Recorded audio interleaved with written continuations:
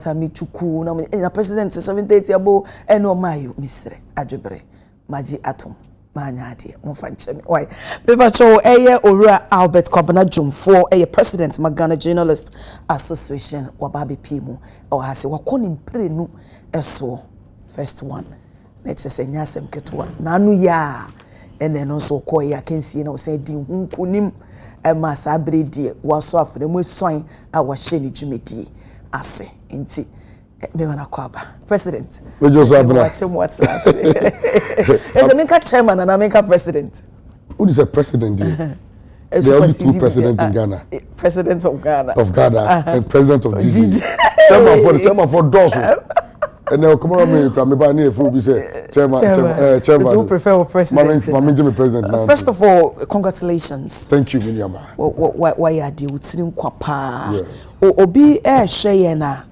ye shasi obeka say na president akọ first term ade na wo hwa wo so obi won say oye adwumos minim pre no so no ebeboa me ama de me shasi nkane no ebema mawie ede na motivate mu aka say no ma me nko nimpre no eso bio yo ebe say abana didika membo abaso na membo team na abaso na meba mra almost any fly ma me hu say hey minim ya me chocho bucho we just be say some ba and the platform we so I say be president why lucky say waje atum say mo keep me na maka na ahwefo na testimony na president when na you a time conscious president of course but sikani so hunya into no ebe say ye body road na etom na ediska ba na ene ma adwuma no koso nti ahwefo mo fanche na mom no de medical card say me bo despite group abaso UTV adwumafo abaso no we say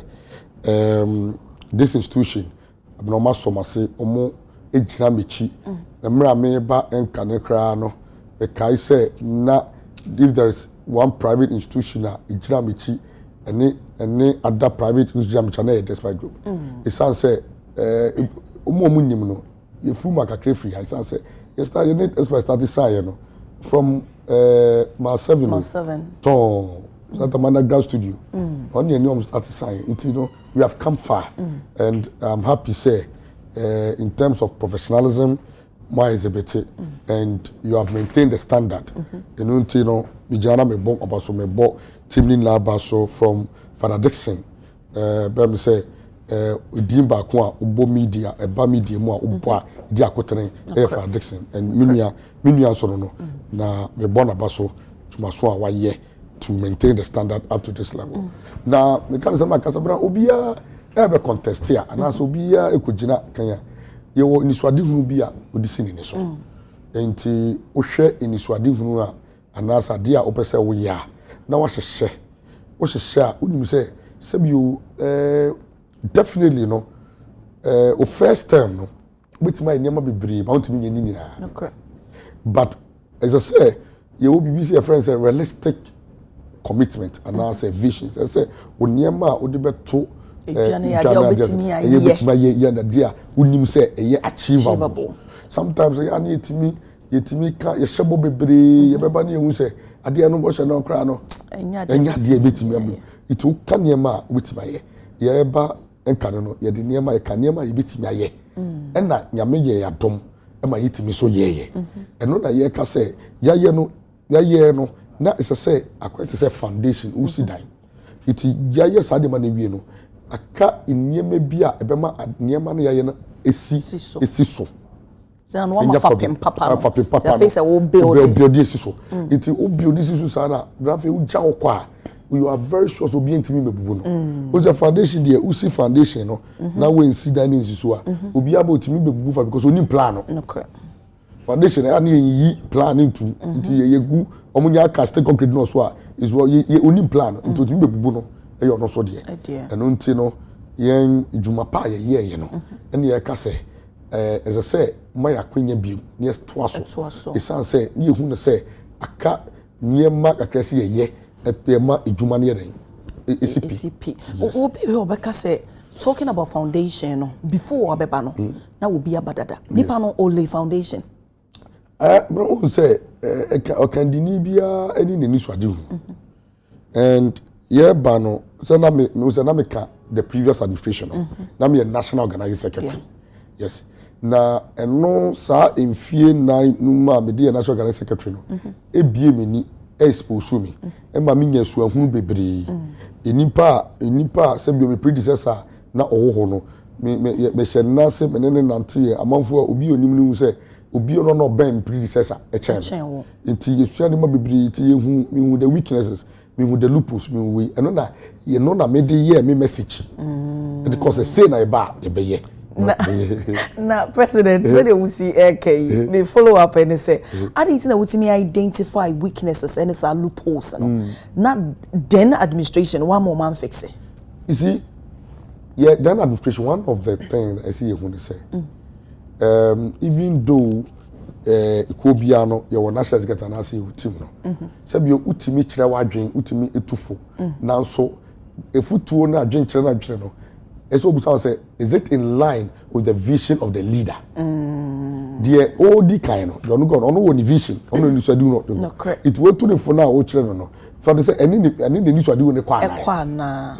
It's a terrible because of an offer. That's we are part of it, though, but the only sin and this one. Yes. Say, Nana, who can't obefa. Obi won maka say there be the we so watch wadwe but the see many so. Of course. Nti say na ma will be cause me mate, me driver. Meeting driver them person me ko. No, in terms of way say. In terms of way, yes. Nti would the driver would mate you can direct. You can direct driver what to do, of course. Anything na me of course. But who say, me no yadwe. But who say na say unya go come meeting driver na o ya ko ti obi kurum. Na mum no dey won say yeah aboafo that time no. Yeah boa obi. What I say? I'm not achieving any swadi hu. Okaso nipa no emfa kwan we so no se me dey ha na mefa. Wo ye na dey. Okokoye po bi because there's power struggling. It sounds say we try the constitution no a chere obia djumeku dia so ye functions of every leader.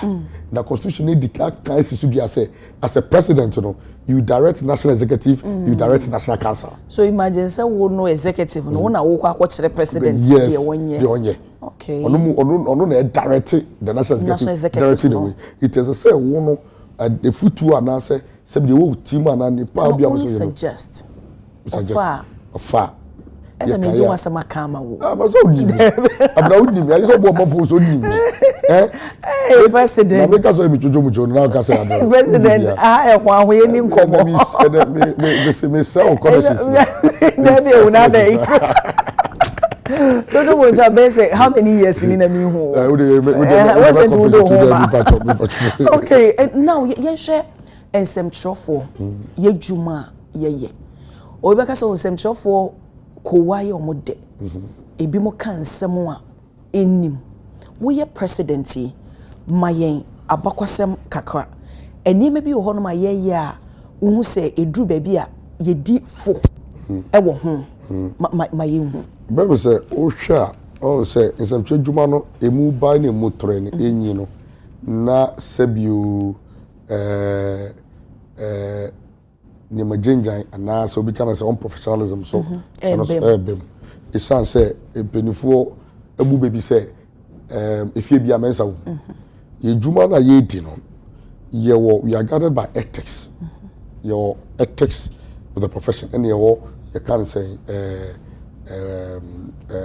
conduct code of conduct and also ye di djuma na o hwa bakwasema enkane no na GTV nko ani djumeku a mefa GBC Ghana Broadcasting fie bi etwem emma ye kan say when obetie news a ese sabi akoko fa radio okọ radio no be twene pon tenten everyone okọ ye da no no okọ nkrase a okọ dia people duase people so ne betie tie de ekoso enye GBC a na kenye we bia 1992 eba na ye papa no bi te say Charles Kweku Brobeta za mo ne kanda pa mo we omo ekofa ankro ye private radio the first private radio station by ye can say radio I e buy that time na e papa no ma o ka say na see am bo mpedifo bi aba so champions of press freedom e papa no mo de omo ho asiu omo de omo kwa asiu a so yes omo bo isem chro ye fa wo die ho ban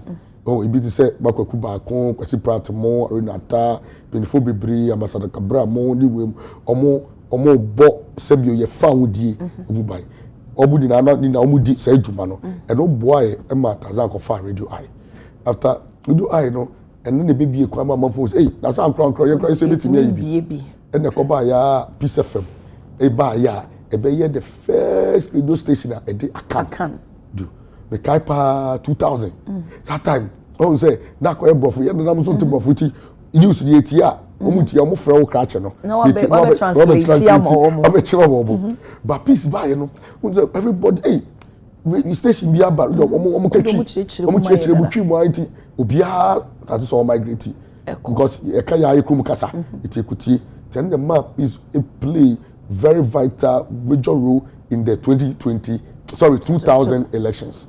The 2000 elections no me kai pa na me ti alajo ya if you can say we be radio ni kese ne de to na ye record ya kada e ma me pedi for ma me no mo politics pa kwabna chro ashanti region we ya be a church oh enuti ya pa amasisi ano ya benya me ha me ni a ye over 450 radio stations.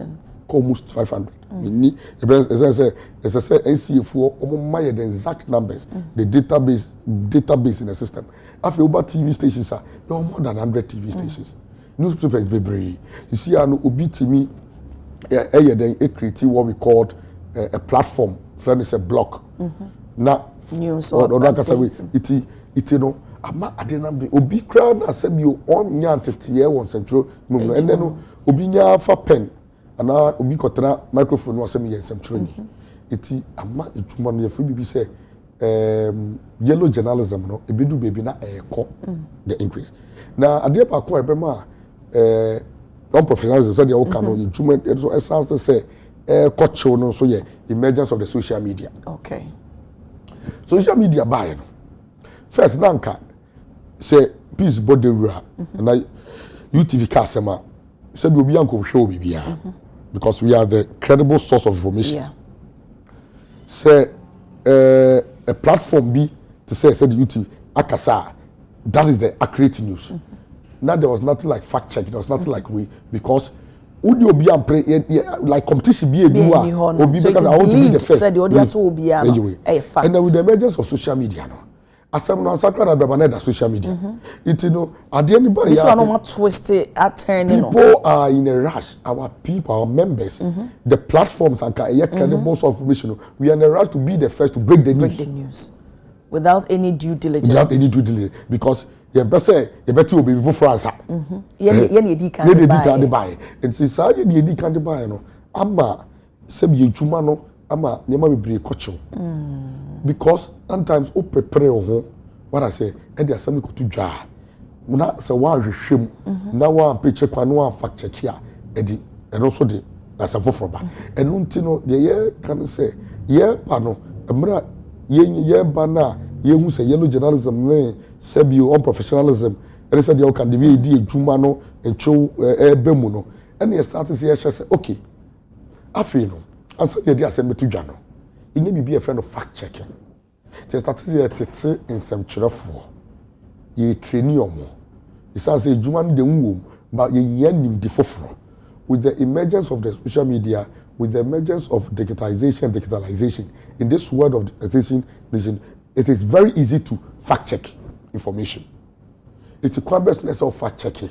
So as some other two in and as a bibi aba, dear in the Bema who say, asamna abeto enu e no kre simupi eti eno no na fact checking be eti ateten some for afi so misinformation disinformation yes say emienu misinformation ne de ade a bi a mefa ne say wade na wo ka no unni timpo bia se betima akoso ham wo de wo wate na wo hwem na wo ka ene bia wo dwen say bia asam ne no kre na ade to but ebe wie kire ne bia nya no kre ne movie.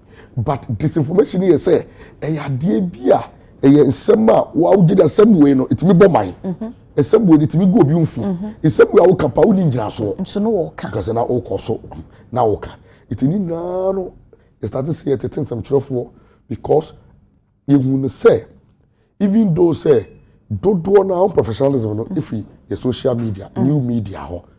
You see our bloggers ne, social media influencers ne mom no e be so free the mainstream traditional media. And unti me be the president na quickly na me say, but me fa in some trofo na say be one wodi djuma e wo the new media e ye bloggers and social media influencers me form na me come na mbom na mo form association I friend the new media association. The idea person and say under the watch of the GJ so that GJ and we be a deba bo matete omo because almost so no is omo be your friend part of our newsmakers. They also disseminate information.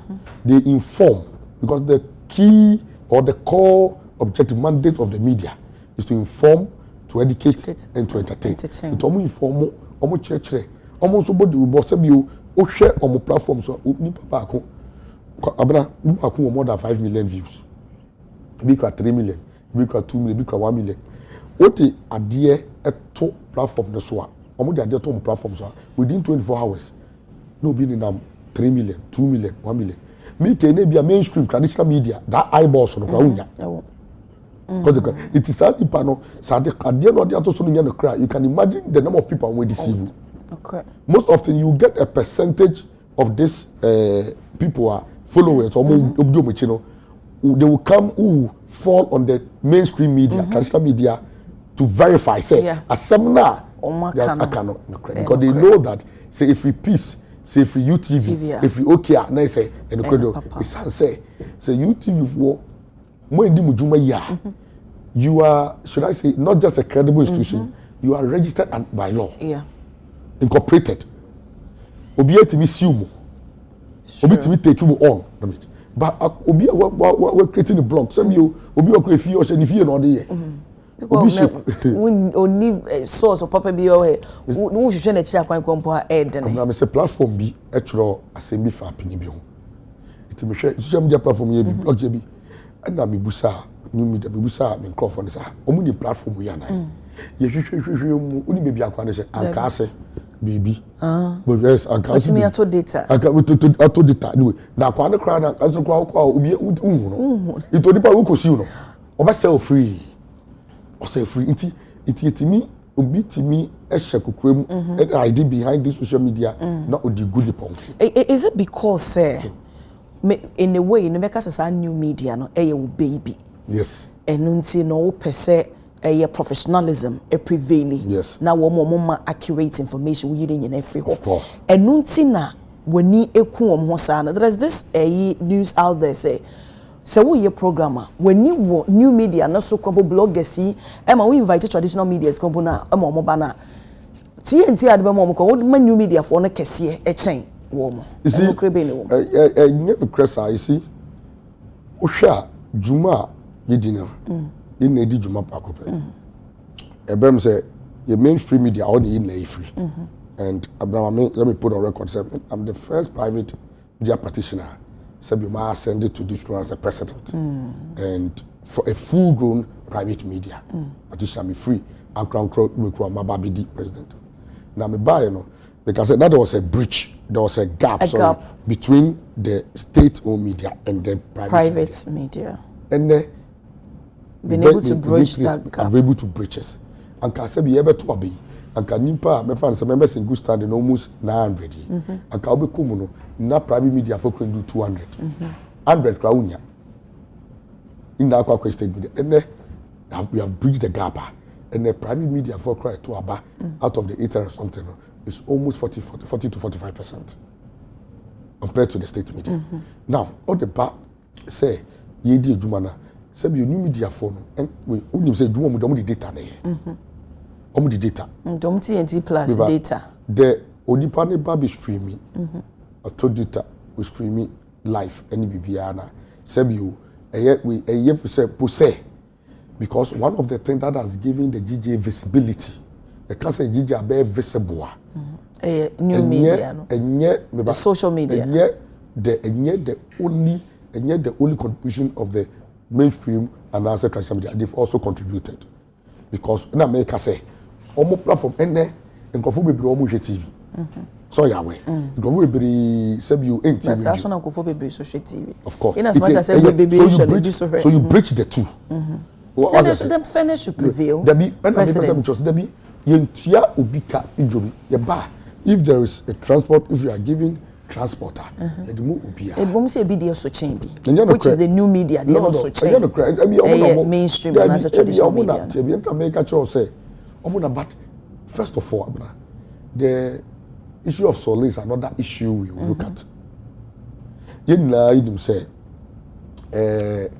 sebi ake asoma wo ye djuma ni ordinary na say sanka akwaji bibia enna sebi oba GGA wa ukuo eye ukuo it is our association na waba eba bi djuma efa wa wo efe kan say woje but nindi ewo mu saade na so say wo favor business be no ti so na ma die no so mo ni akọ ho sa no enye no creative America say udim no create bia sai ni ti dia mo forget na me person be say you invite the media ni we ya the only difference ebi ebe support or ebe support to and also me want say motivation but what I'm saying is that yeah it me a man for the welfare of the journalists paramount in some trough there back you who say we don't take our own issues seriously and you fire hono pay attention to it oh debiano we are only concentrating on politics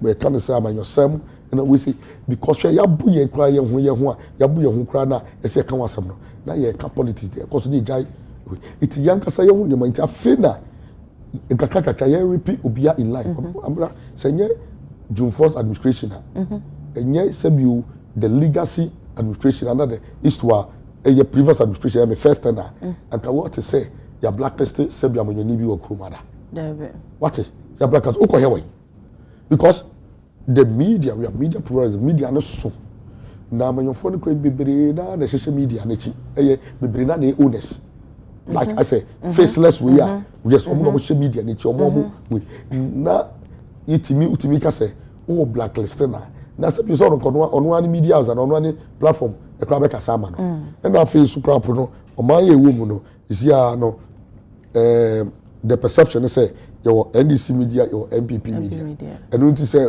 o ko blacklist MPP nia we say the go for be kasa no but for the first time we had media there's a corporation of about 80% of the media supporting a worthy cause. Okay. So we need to end impunity against we. It's the American say you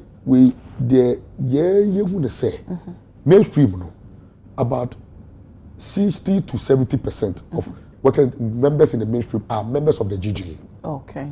About the new media and the crown or more yes I can say form of na. Make you not even get 1% of your members.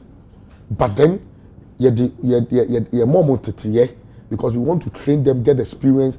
Because the ansana babe member krano okuno there's a requirement constitutional requirement it is only nipa no be boaw na se make say uhwe boys ye omo ye with apart from omo magidin kakra ne we enye easy they struggle a lot some you nipa no the phone pay no kita the two kita in the phone what does it and one do oho who dey be here in terms no so na boa wo mo amomati generate a lot of income of course and then na say oh yeah ultimate build on we build numbers build credibility but why build credibility uncha system talk of a journalist welfare o kasa no uche mu say we private person why adwuma na go through the process and now o dey aba be president enesi e bon sem chofo edia obi o hono ma asem am ga yampe omoto na mo sem chofo the market ya yesen na mo say na moje enye peanut bi munni hu as a president yen wefe ade na wo ye ade for especially some for more private organizations emon no crese ketu asem o de ba potokase me say the economic condition of journalists one indices are affecting in the world press freedom ranking one index affecting the economic condition that is because na omo rank here na economic indices en nka ho best a few nine economic economic in this work and I'm need like kind of Ghana to buy aside the assault no the ma affect your economic indices the bra you who say ampa akutua sem no ya bon devru ya kan wasema on say Ghana ha no ade ba kwa edi ejuma ye di asensem tro ejuma enkeka me said the wa onim no said the wa onim no I my ye friend say mada ejumaku kese ano what I say fa sabi as a young monmia na medi inim establish ejumaku kese media conglomerate with the different platforms my fans some tro for my fa workers me sabi me no my ejuma for years almost share no must ya direct the affairs of a way challenge when you say cost of production is high when it comes to private sector when it comes to the private sector not even the state media one, the only difference is that the state media no you support pushing from the government. But even now no, most of them are even not getting that support with the graphic communications group support they don't get it they are even though state media they pay their own salary, they do this, what I say. And so when things are going down, it affects them. New Times Corporation, anyone like Kaka. But the members of the channel say, you two are among during the previous administration, you two are among before there were two employers. The employer for the state media and employers for the private media. And the state media now, employer no, they're representing the employer and any Ministry of Information. It is the ones also kujo time kujo honorable kujo upon Kroma Mreso, the honorable Fatima Mreso, it one among Eddie Emma Yeshe Kwanya Befaswa, Yebede, some tro, Sebi Wana, Oye Juma State Media, no, Makitu Yabekokai. Bekra beside to an among, me to an among call Mampini Dada, Nadoho, and then a Kokasai, if Kwanya will be cushion state media for supported the Bema any support the Bema private media. Me buy no. Me we no. And I'm who say it's about the private media na. Owners no. Omuoku. It could be a friend Giba. Ghana Independent Broadcast Association. Me and I'm representing at Tinka Media Village. And this is here Tobinco Group Media Media Group also. Na sa eku no a representative of owners, employers for the private media. It immediately yes, okay. So, as I said, we have to go back to the drawing board. Now make sure all the stakeholders, parent body in the amber together, including states, you know. It's if I give and I'm a print pack here, private newspapers, publishers. That is newspapers and online publishers association. Okay. To owners, publishers, yes, managing editors. So it is a daily guide, you know, more crusading guide, Okuba before it. Omulina, you form what we call print pack. And now, you do in a bar together. Now, even new media, you form for the county, you form what we called Media Coalition of Ghana. Okay. Now, one of the purpose for establishing the Media College of Ghana is to look at the sector for your welfare. You be in there, be dream back. So, what is the way to chat? After say, be told some children for in the idea no back over share. Ya ba, abe condemn most of you presenters be a no mudimua, mudu mudumua kwa mbono so abe condemn. At the point you call even media institution be say almost sanction those presenters and yes I will come after them. Ya ba collectively abe had them be even during elections. Election what we say media coalition no ya kabum kra establish what we call the National Media Coalition Center or GJ Press Center ho. It you know it's a come ye didn't say why me so you be so improve the conditions. What I say, working conditions of service for journalists. 90 years when they say, you need a buying, I see you need a buying. It is also. It is you did Jumano, you did kind me buy many honorable fellows or representing or the minister in charge of government communication. It is also offer some sort for welfare near Kitu Asem. The year you say, on my penny or Tesua, or no say some children. So to say, on my penny Jomama, only say some children. Or you remember, Oba. The general retiree lister, the number is 157. That is the number one. Now, also, we know that he understands and he shares in the plight of journalists. Honorable fellas, only minister, only Nkushia, one come to one present paper. If I'm brand new, the year can say, maybe the paper now need more present here. Meaning, Samunya, some fund to be a supported private institution. Saying that private media are buying to me and term scam from a private media. They are buying to my but the cost of production as some another maybe mono. They are buying to my say, Nancy, so what I may some troll there. Some troll how far we have come. And you can't say, your friend is saying the gains made. And say what ya. And I nam also. Yes, nam you so. I need get a udia any abide. Okay, so I say a minister betu just say omobabema tax relief to media houses. So what if we ever because say an NC annual subscription fee whatever.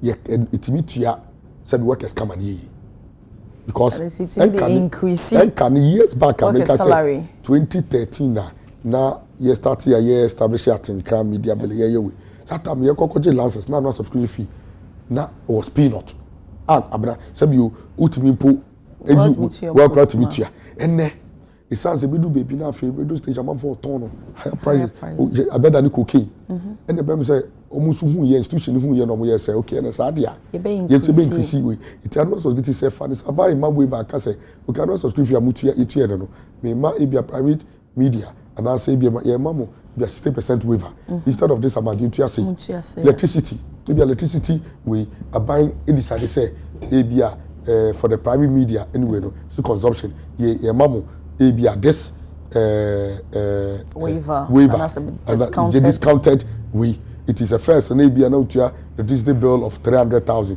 200,000 and I say be 100,000 and it could 30,000 ebia about levies equipment yama edi ejuma ka de edi ejuma there's that tax exemption yama ede ebe relieve the owners employer no the employer no so be ye den ono so be mo dey say obe increase no ka me ba be bisa say ko ba say government so e massa waiver na so otie wo mo no ka say okay ni me yi bedding be a free mo so said ye be ya nkofo amafo mo dwomo so be hare mo a DJ mo be make sure say sa sika na ya slash no eye employees no e be benefit out of sa benefits na na nti na DJ ya so die no the welfare of journalists no eye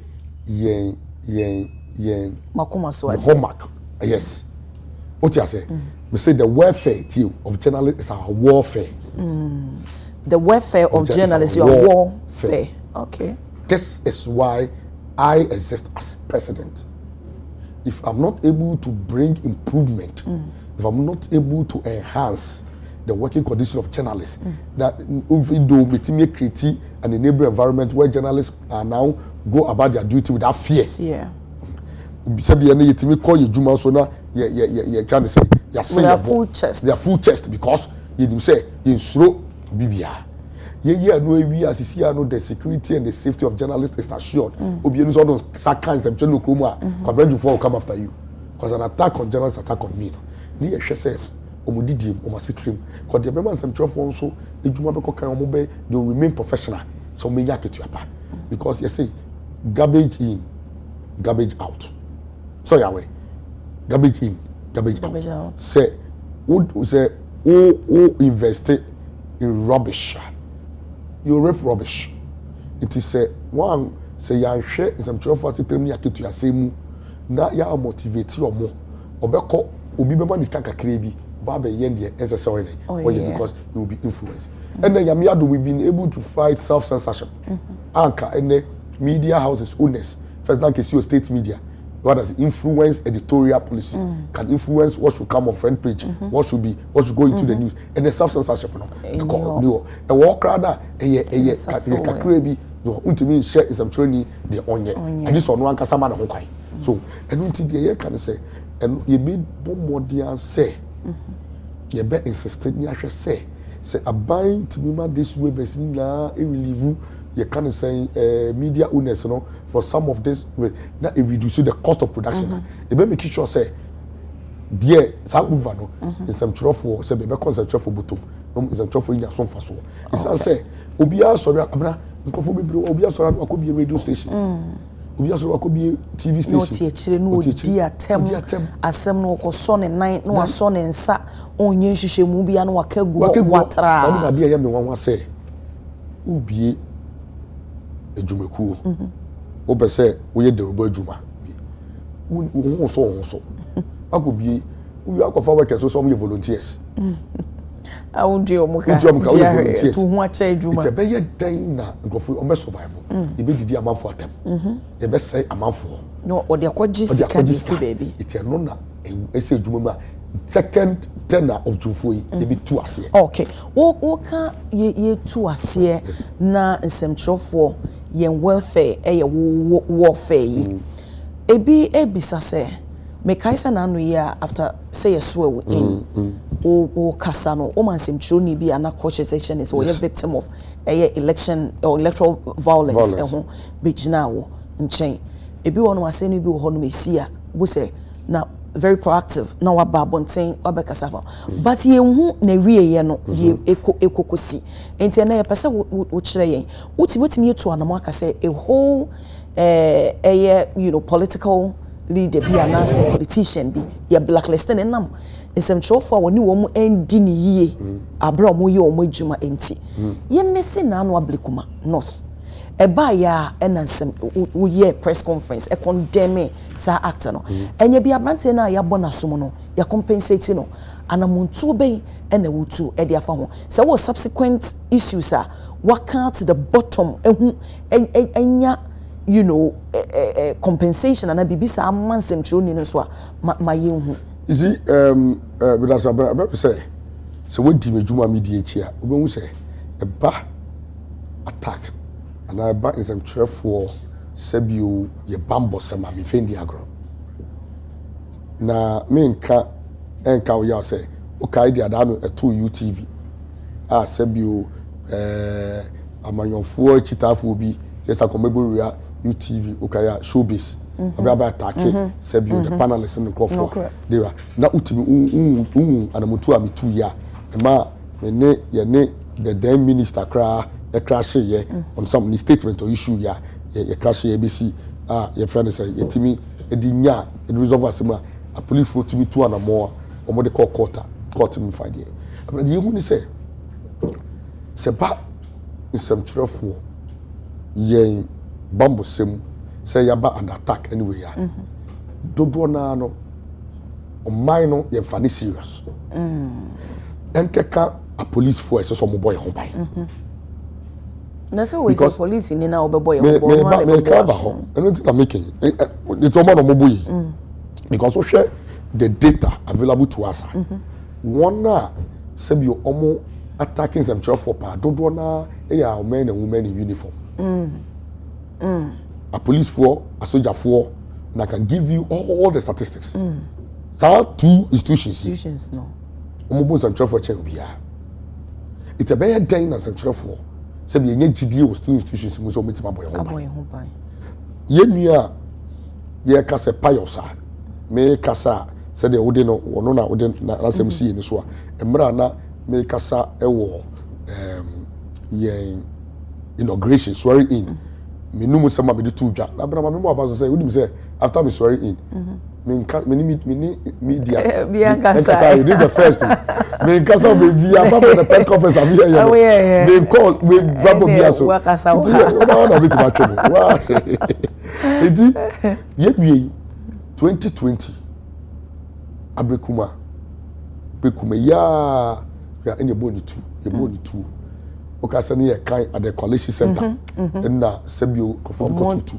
one of to na omo ye conform ye adwuma e wo the then Jubilee House omo to yes they say you're saying this with confidence I'm telling you I'm saying this I said it in my speech they were working I mean per se remember the metro you can say kind of unit But we are naming and shaming. That's what I'm telling you. I'm telling you, Mobo say they were working at the Jubilee House. From the National Security Operatives. No. Branty and among for other people apply, including Doreen, GBC. Only the public 4. Some 12 form. That time when you're in charge, near SIC life for accord agreement. Yes, the normal sign we say omo provide insurance cover among them 12 for member under attack during in the line of kind of say duty during the election 2020. It's about quickly now you try. As we requesting for compensation nyama but SIC for omo modern about the first surgery or year or rich. Your rage cost over 40,000 willa omutia that's what we ye na abrantini ibu in fact ye nua no count or omu de in fact yes secure medical test omu de nyame adom ye omu a okay yes but at least no so mu compensation kakra na abranti ekoye sedwe ni nim sanka eno ano ko na asem no e wo court na ade ba ko America said police for ye mfa in some trouble bambo no omo fa serious say so either say omo be prefer which charges against obi a we will say to two and now say you be case ni basa because case na work court America say it's that time your ma na me general secretary then you go feel boy on no follow up on the case and other reporters case they call your free case 1 2 3 they who dey I feel the wait abayin so na owo ho a asemi see here and no an operatives ye Jubilee House in call from ko tutuo no so a omo intimi an compensate abranti ya compare ya nyehwe iti me kai se peni bi pa wa ban mu a na gofo ne share na se e frɛ me no say that time because that time me president yenhwe na yentoni da ji yentoni da na yenka because na tone down I'm telling you wa bro obi ba edidem yes friend and we are there. Oh, yeah, we didn't take that. And I was not the person. Say no, gentleman is what was saying. Surgery, I got 4 surgeries. Wow. 4. Still no. Na issue no, yeah, that's so fair court. Yeah, for court way. Me the last time I caught you, na me this is all the court cases America. And yes, I'm yes, you will be back to suffer now. It's also called boat transport. Ade na so call ye no because ye yin fit ade dia ye surgery we dina na ye wako herbal way traditional way akọ still it is say sia no e so modern e de ko ama no ne no msa ko ye another way surgery na sika na ye no sabi sika na ye no ye ni say sika no uni say sika no eno na eno ti na ye di because na say how kai say o mampeni e ka sem okohia peace council ni phobia kofodi ka say obe compensate victims of election 2020. I don't need to do because now you don't every time also bad or not the severe tia no ebe de be general some penny obini 2020 young boy no you student journalist ye fear he ya so no ebi wo ha say yes Jacob Kobi se wo kaya ono na nko mo penabo ni nua ne sepa mo ko buru ni nua ne pa de no ni nua no so nya compensation be ya na make say it make say you be compile a list of all journalists who were attacked in the line of duty during the past elections near the government you know na say unzo mampenia be di chiri be gina mampenia nan the minister in charge of government communication minister ne kase musu gitu mu say oni gije be boom na conversation be sefated be mass and confident be mom the airport say nua no 30 we 20 something you know GIG the school is sound in 9 years 4 years we defer the course. He was a student who say about to a bar. It's a true. There's no institution be award the staff capacity. A bit to me a call. Yes, for volunteers. Oh, they have Chirocoma school so not the atu and the age also no the ma a basse is a trough for eba and attack abra. Me friend the agrono and not the money na kahu and now can see a call attack Cape FM.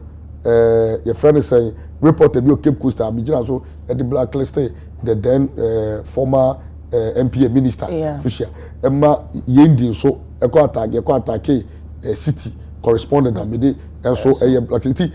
Is that one left yes we left because we got the result. It was biting. So sometimes it is not about the compensation. Oh, the damage, has already been caused. Done. And because a hard Jane. When you the say as a California starting with compensation and now a rehabilitation, which says can happen. Okay, and I come back can say, yeah, Breno, yeah, be sorry, so understand. I mean, see a best I say, you na yatwa and common, so besides saying, central for the you need the cheaper. Come here and say, and yet security agencies in the pay. Yes, politicians and all. Almost fire in your this police officer, Odin Saka is a training of mark this day down. I'm telling you, mark it down. You will live to regret. Hey. Yes, because yes, I'm telling you, we are not taking this matter kindly. The interdiction. You see, let me tell you, we are a police woman to me fire, to me, they cannot take us for granted. What is it? Say first so who say Ghana no asemba acha na otwimi no musome no bia refi etwem. So as somebody by in the midst of the way to save their face quickly na interdict no. A police for a issue what we call wobbling statement, wobbling. Take the normal issue you know. Say you a communicator and a PR person will tell you say you're wobbling because you chroma police ni eche criminal na suspect accuser undom ye omo di ni din ni fie bibi oye juma and say bibi omo di details eba omo officer o say uniform ni din o video mu omo nim say asumesi nie oye adenta divisional commander your friend Lumo and your friend say oye senior officer oye ACP omo intima for the diamba Abranta na was sorting no mum and fonyin no nidin no yes nidin no the boy look at officer moi in uniform now in some troni enya boni bia ne dey say we are there to shed light on darkness. Why is it that sometimes the police wants to give the government a bad name, want to give the system a bad name? We me gidi say especially yes so na me dey say the government spokesperson minister in charge of government communication. Only call the condemn first, and I commend fellas. Well, he didn't hesitate or commend it first. And then the Mami GD say, "Abino inside ni adiemu na abino emfoa." Sasa we say so. Okay, already for DSC say yes. Yen kasa ya depa. E dia pa asem na wo ka che yen sem trofo ni bi so because uche video na later na communication by na say the officers need to be catch Abrante and say they have a perimeter. You are not supposed to go beyond it. Omokaya went in almost first senior officer and yet he was challenging. And before buyer a kobanesa. No when there are perimeters, if you design a security zone, zone area, there should be a clear indication, and the security zone are always manned by security officers. That place was not a security zone in the first place. But also sometimes we journalists, we want exclusive. They said, okay, I want to be the only person to have this shot. Normally, so that the credit, we sometimes don't adhere to, basic rules and regulations. There be 19 polling stations. There na ADC. There na a police for you to aban you. Yes, all more kind aba. Nyakaso bi nko dechi. No bi amefa ballot box. To aban you early hours of the day. Na bibi koso. Na the training aba well dressed. Or shiny way in a jacket branded well identified. But she say utimi say or you just say who now in some training can be easily identified. It doesn't mean say you're supposed to go beyond where we demarcated say don't go beyond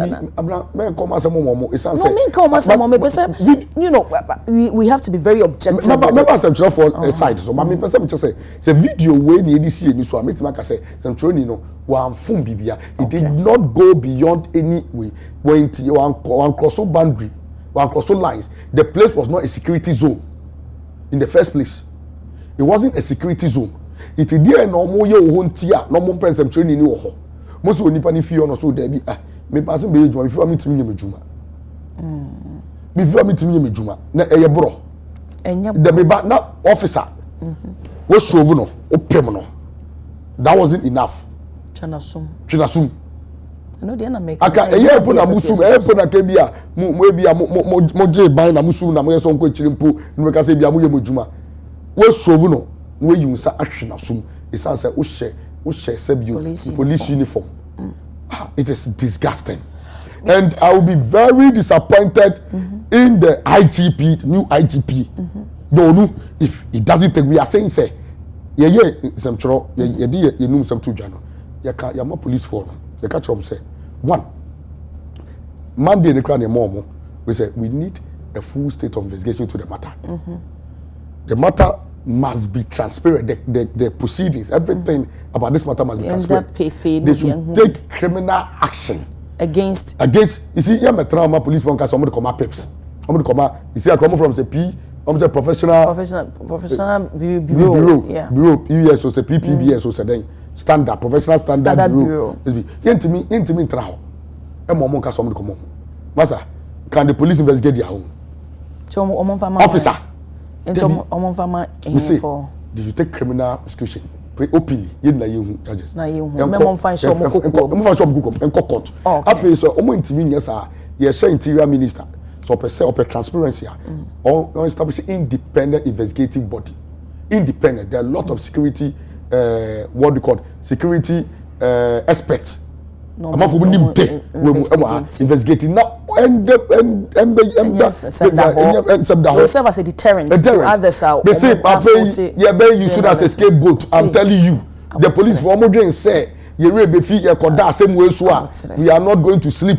We are watching. We are going to Andrea, I told my general secretary, I've asked my general secretary to write to the IGP, copy the CID, copy EIB, copy you can say multimedia. Almost one of their staff came and was attacking the line of duty.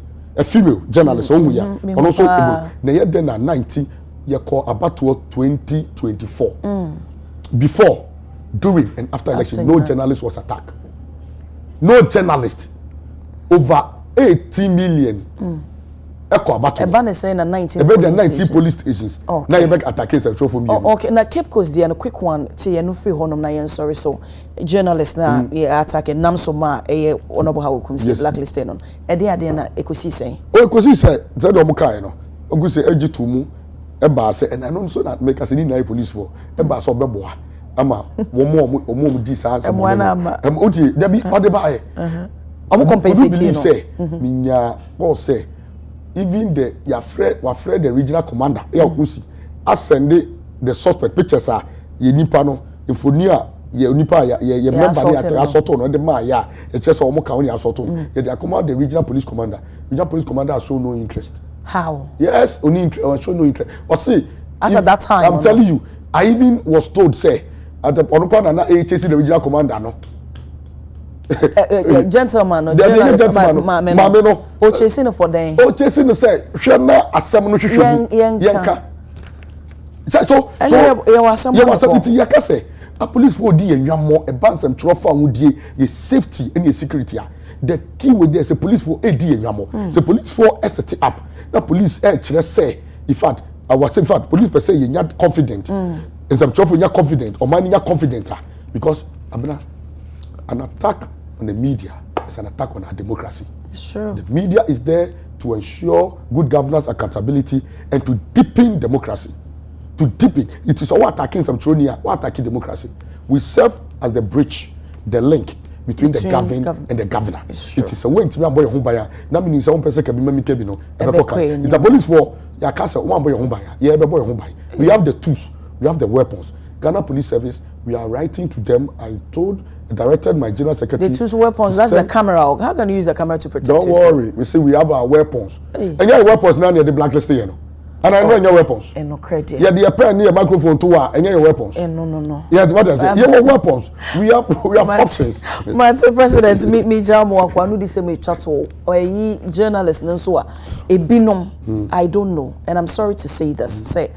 E kame is omo conscience no matom into the politician ne ye na say even the security agencies ne ye na eso omo ehun ye no kwene se omo kana omo nka na ya to omo asembe na okache be futu ade mo bia me efutu a me de ma ye won se me ka no abna andajufo ye sika ne bo ha okay ye won se okay a during the election obi koka say abato no kra no ye to no say ye to no 7th na 8 omo beto ebi no beto no 7th dey be ato no 8 okay ya e ma ye ba out e be condemn ye ma ye can say even though say na ye mfo aso say police for achieve nipa na be condemn ye e ma people say search on professionalism must not be entertained ya caution ye manfo enche bia so ye wonkofo bia se bi no mu dimu a o mu kasa nko bi entimi mbo mu chi ya ba be bo mu chi ya ye nsem trofo iti ye no ye se bi ye nye ye sika ni ntwa faako na ye nhye kutupa se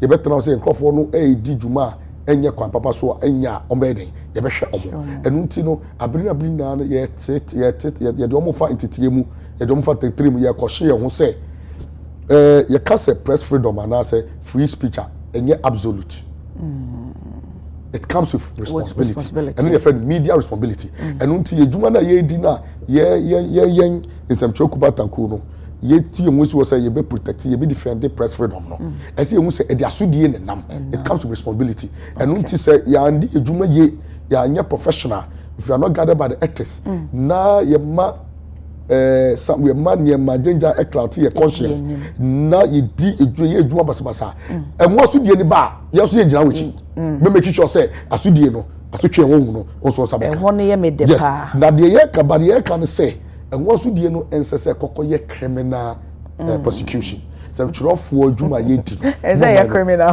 there was several remedies so some trofo di na adwuma ye some trofo you me usa me kano ye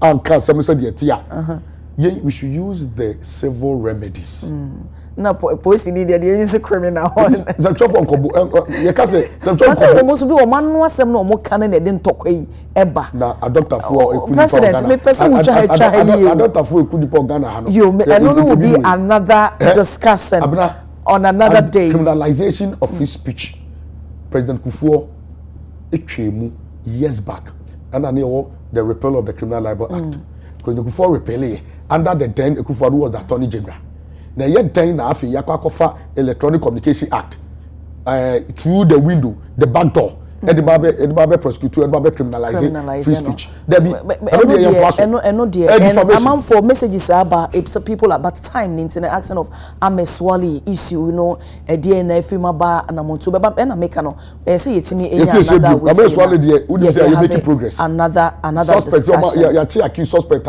oko true prosecution trial ni na no esiwo under June 1st first tenor it na me kai say demonstrators na that time che wo ma me kai pa program bia ya uka say dia na ka che former president oh asem we dey me breaking it break you so see je wo ye nani nje wo hard it na so Ghana for no do ma dwimbu oh da bi obi anti de kai obi anti de kai wan ka wasema show so ye dey aminka o baby for no mo shout out o baby new media for be mo shout out oh da bi ma me nti ansem choni bia a o hwe yen Ghana Jumano, journalism or journalism is not a crime. And unti me bo obibia abas obibia wetunu wesua or yes some Jumano say yengusua ni enye yemfa no credie yemfa prayer enye afen so no emma yem manfa ohu emfa woni de obi amanfo beye obi no betimi agage there's some Jumaku afen so new media for so yenhwe na sabio atretre ne ncheche de mamo no so mo fanye ejuma na mo so no mo juma no ewonte isanse mo so mo ka news makers na ho ene ma be ka ye ho nti mu nye su enwuru a mo di bedi ejuma no okwan papa so nti ina no yembom Ghana ba ko pe ne wo Ghana so dwie nyanya yini Ghana mienu nti kabi ma mi kebi no we shouldn't take it for granted and I found dia is am for ye won so no e ma ye ntoto na se yembom odi ase bedi ejuma pepe yo so me da se me so me da se pa bi aba na ajanto aba na odi me ka bebre ora Albert Kobana Jumfo president ma Ghana Journalists Association and na me no etwetwe nkomo raju for yeda se pass yetu ensa frel na waba me pebe samba wakache ebi uguso ehwe Adekye Nsroma na ehu tiawa na yenyi aboafo nkrato e ba me ne mabedwafo betina se Ghana ho nkomo ko bebia ye beba sesia